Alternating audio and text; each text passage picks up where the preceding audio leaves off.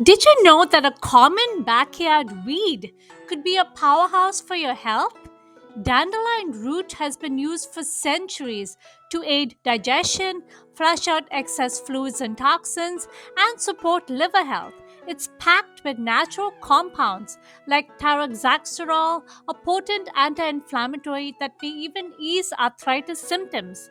Let me show you how I include dandelion root in my diet.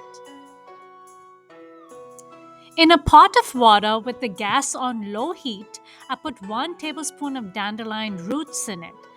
Boiling this will extract the compounds in it, which helps with liver function as well as blood sugar regulation. I'm going to boil this for about 3 to 4 minutes. Instead of 1 tablespoon, you can also use a teaspoon of this as well. I will then strain out the roots, and if you taste the water, it will have a slightly bitter taste.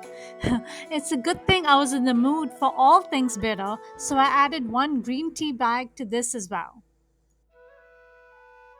Dandelion root tea has an earthy, bitter sort of smell, slightly floral too. This tea also increases urination since it eliminates excess water and salt in the body. If this tea does not react well with your body, stop drinking this.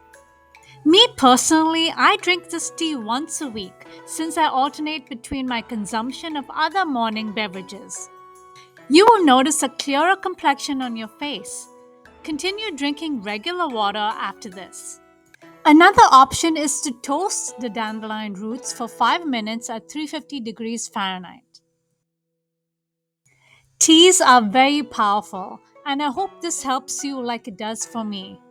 Thank you for watching this, guys. Please give this a like and subscribe for more gluten-free, dairy-free, and tomato-free recipes. And have a great day, guys.